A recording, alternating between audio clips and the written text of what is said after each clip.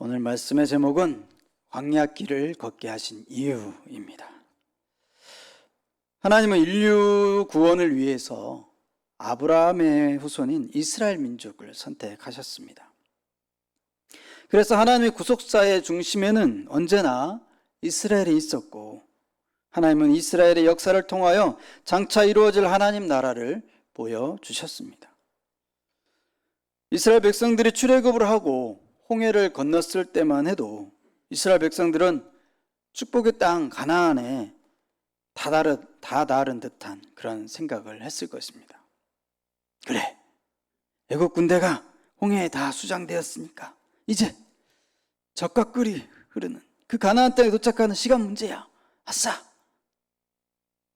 그런데 뜻밖에도 하나님은 이스라엘 백성들을 광야의 길로 인도하십니다.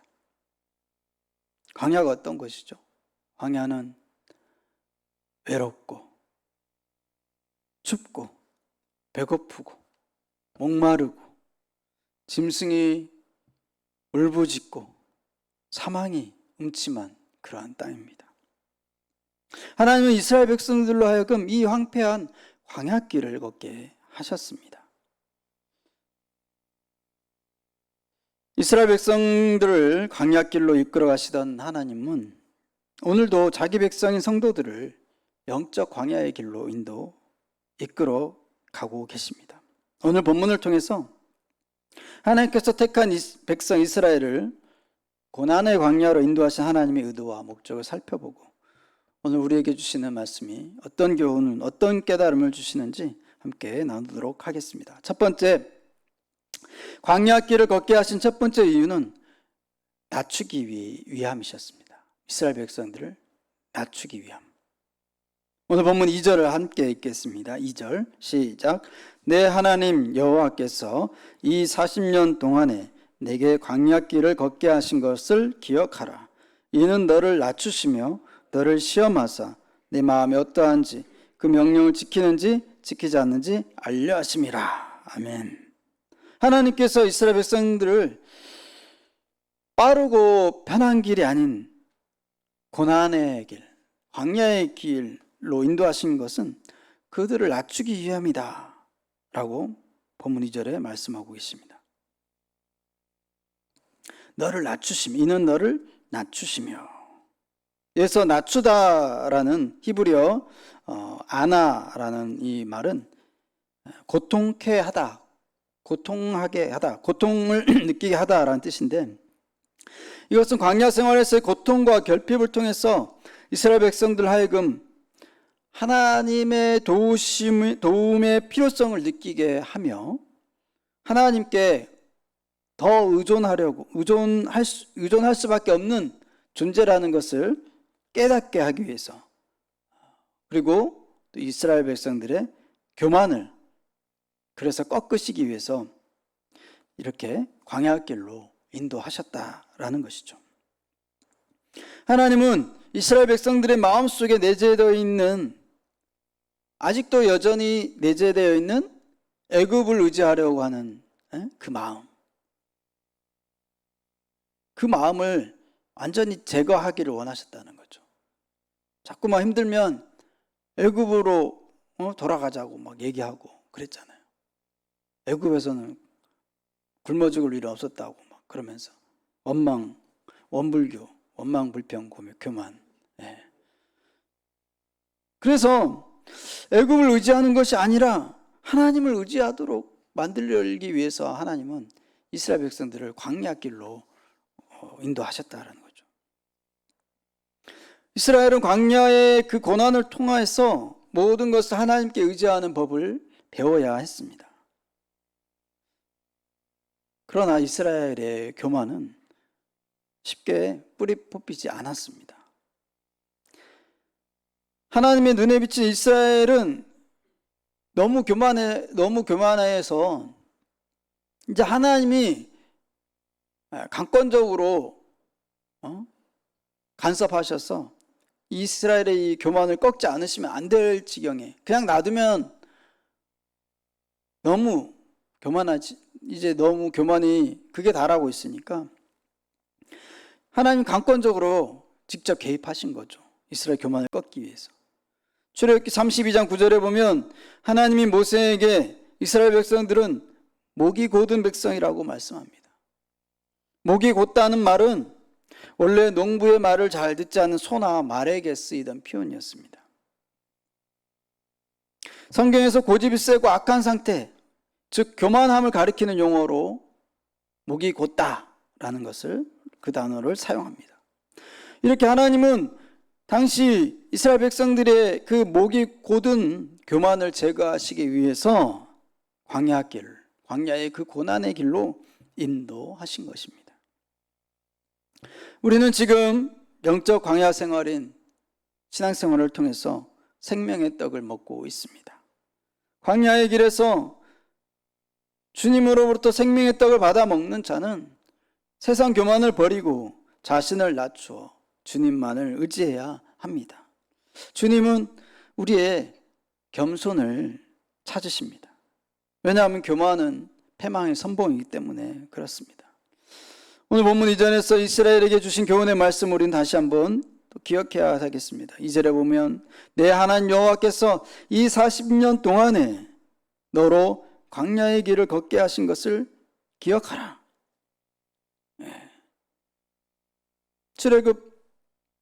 출애굽하면서 출애굽기에서 40년 동안의 광야 길을 걷게 하신 이유를 잘 생각하라고 하는 것이죠. 이스라엘이 목이 곧은 백성들이었기 때문에 40년, 1, 2년 동안이면 갈 길을 40년 동안이나 돌아서 가게 하신 것을 기억하라고 하시는 겁니다.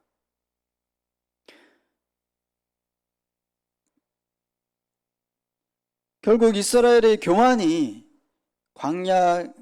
광야의 그 고난의 행군, 광야 길의 그 고난의 행군이라는 결과를 자초하게 되었다라는 것이죠. 하나님은 선지자 이사야의 입을 통해서 말씀하십니다. 우리 함께 찾아서 읽어볼까요? 이사야 57장 15절. 이사야 57장 15절.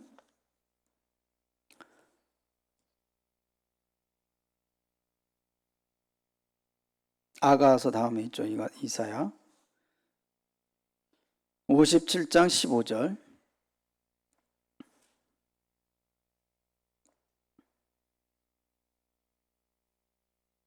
시작. 지극히 존귀하며 영원히 거하시며 거룩하다 이름하는 이가 이와 같이 말씀하시되 내가 높고 거룩한 곳에 있으며 또한 통회하고 마음이 겸손한 자와 함께 있나니 이는 겸손한 자의 영을 소생시키며 통회하는 자의 마음을 소생시키려 함이라. 아멘. 성도의 삶에는 이렇듯 언제나 겸손함이 녹아 있어야 된다라는 것이죠. 하나님을 대할 때도 물론이고 사람을 대할 때도 우리는 이 겸손을 잃지 말아야 합니다. 광야길을 걷게 하시는 첫 번째 이유는 바로 겸손하게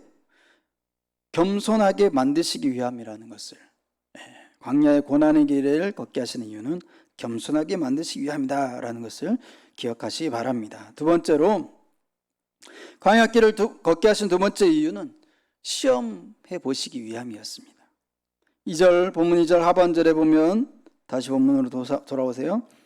본문 2절 하반절에 보면 너를 시험하사 내 마음이 어떠한지 그 명령을 지키는지 지키지 않는지 알려 하심이라 라고 말씀하십니다.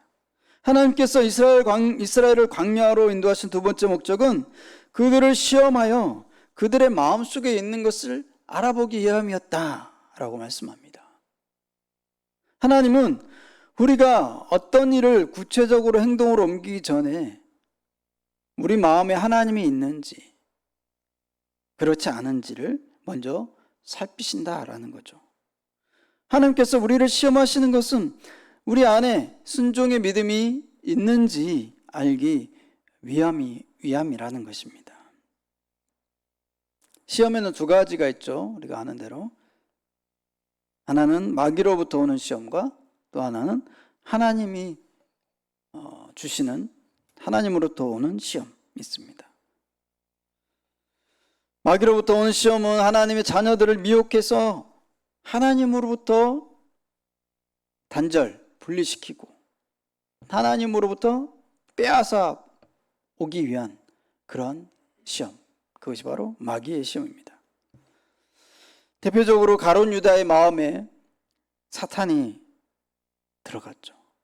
사탄을 미혹했습니다. 사탄이 가룟 유다의 마음에 미혹했습니다.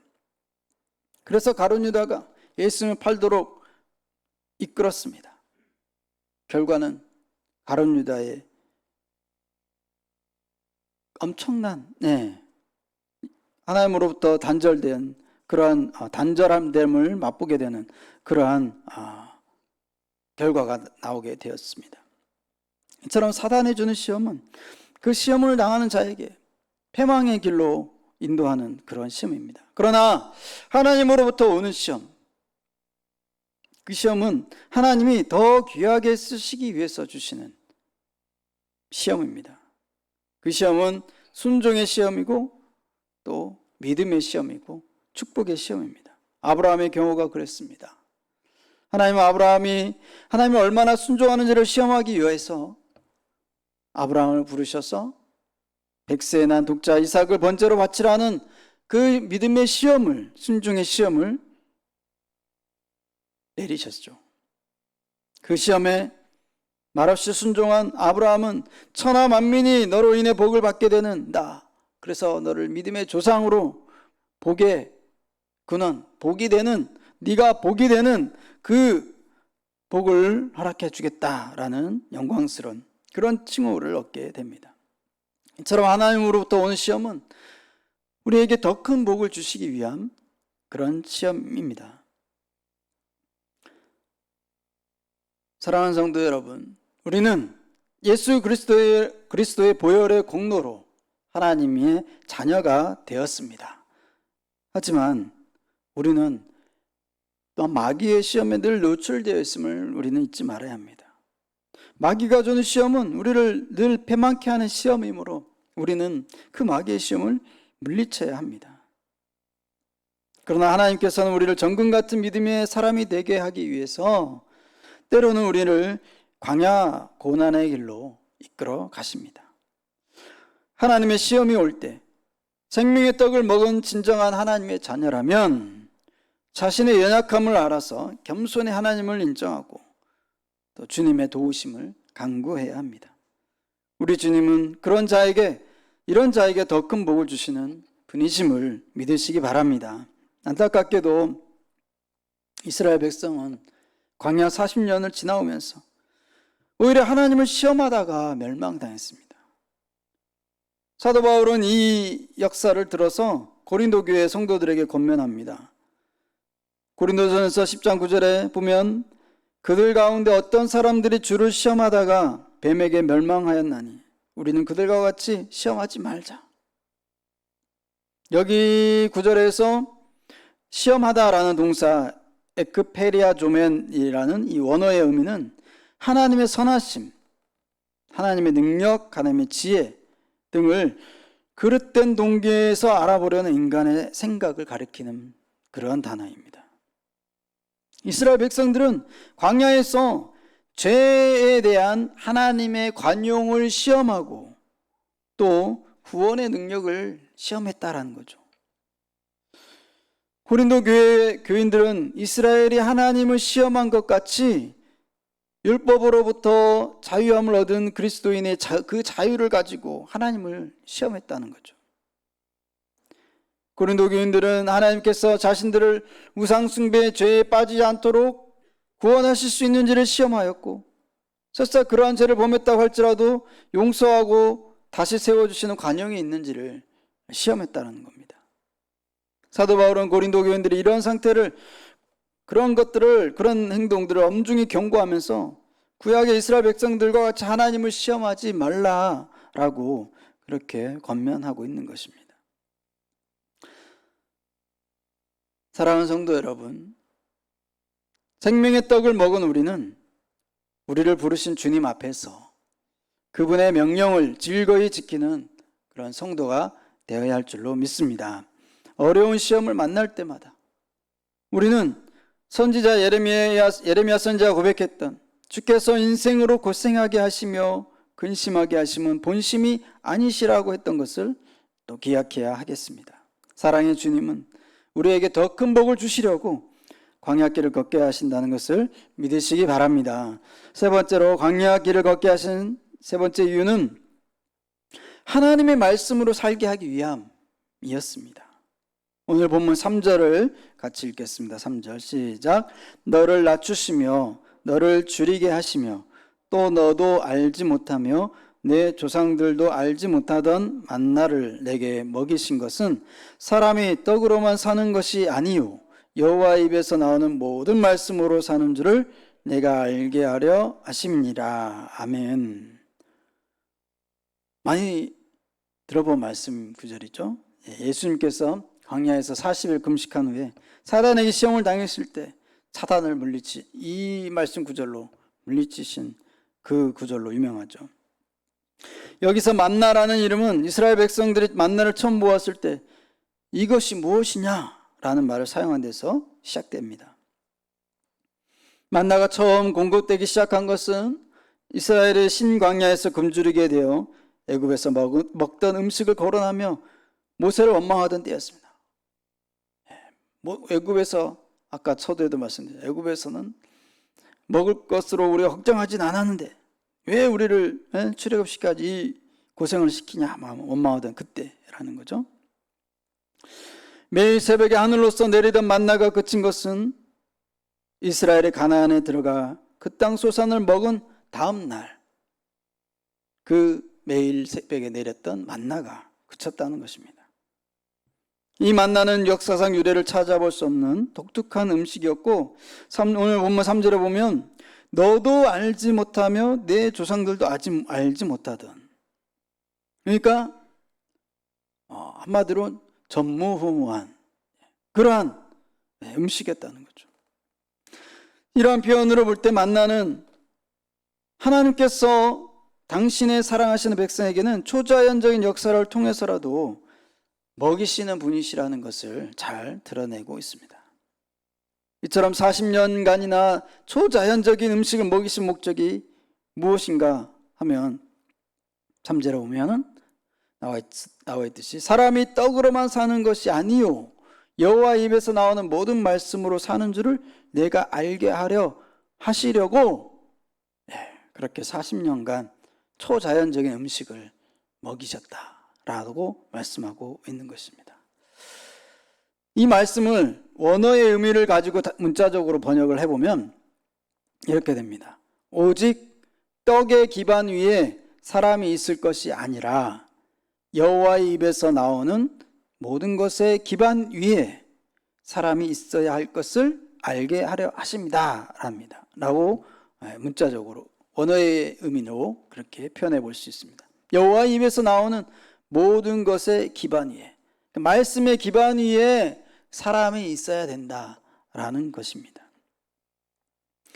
이것은 사람이 떡 없이 하나님의 말씀으로만 살 수 있다는 것이 아닙니다. 그렇게 생각하면 영적인 것은 거룩하고 육적인 것은 속된 것이라는 이원론에 빠지게 되죠. 그래서 이 본문의 3절의 의미는 그렇게 이원론적인 의미가 아니라 자신에게 필요한 것들을 스스로 충족시키려 하는 태도와 자신에게 필요한 모든 것을 하나님을 의존함으로써 얻으려 하는 태도를 서로 비교하는 그런 말씀입니다.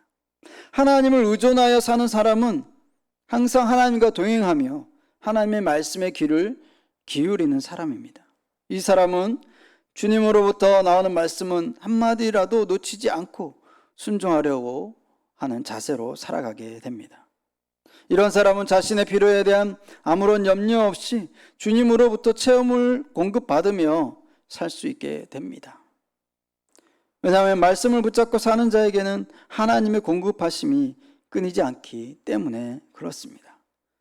뿐만 아니라 사람이 자기 스스로 자신의 필요를 채우려 할 때는 쉽게 지치게 되지만 하나님을 의지할 때는 어떠한 어려운 상황도 이겨내고 또 채우시고 또 도우시는 그러한 은혜 속에 또 승리하게 되는 것입니다.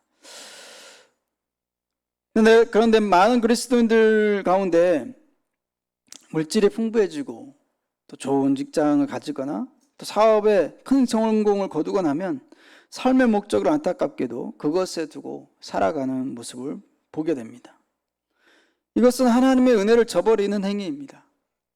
성도는 세상에 주는 떡으로만 사는 존재가 아니라 오직 생명의 참 떡이 되시는 하나님의 말씀으로 사는 존재인 줄로 믿습니다. 우리는 일상생활에서부터 말씀 중심으로 살아야 합니다. 말씀을 생활하고 말씀대로 살려고 하다 보면 자연스럽게 하나님을 의존하는, 하나님을 의지하는 신앙이 우리 몸에 배이게 된다라는 것입니다. 어느 젊은 집사 부부가 부부싸움을 했습니다. 그래서 저녁 먹을 시간인데 부인이 화가 나서 밥도 안 먹고 방으로 가서 문을 잠가버렸습니다. 저녁도 못 얻어먹고 따분한 남편과 아이들이 그 문 앞에 가서 문을 열어달라고 계속 노크를 했지만 반응이 없었습니다. 이때 남편은 문득 아내가 교회에서 제자훈련을 받으면서 성경구절을 암송하던 것에 착안하여 문 앞에 대고 그 성경구절을 이렇게 낭독했습니다. 누구든지 내 음성을 듣고 문을 열면 내가 그에게로 들어가 그로 더불어 먹고. 잠시 후 그 성경 말씀에 대한 답신 성경 말씀이 방 안에서 흘러나왔습니다. 너희가 나를 떠나서는 아무것도 할 수 없음이라. 요한복음 15장에 나오는 말씀입니다. 결국 이 부부는 동시에 웃음을 터뜨리고 나와서 맛있게 저녁 식탁의 교제를 하게 되었습니다. 제자훈련에서 배운 성경 말씀을 생활함으로 이 부부싸움의 결과는 해피엔딩이 되었습니다. 우리를 평생 지켜줄 것 같은 물질과 명예는 오래가지 않습니다. 광야에서는 주님 한 분만을 의지하며, 하나님 한 분만을 의지하며 말씀대로 그렇게 살아가게 하십니다. 하나님은 광야 40년 동안 이스라엘 백성들을 책임져 주셨습니다. 오늘 본문 4절을 같이 읽겠습니다. 이 40년 동안에 내 의복이 헤어지지 아니하였고 내 발이 부르트지 아니하였느니라. 아멘.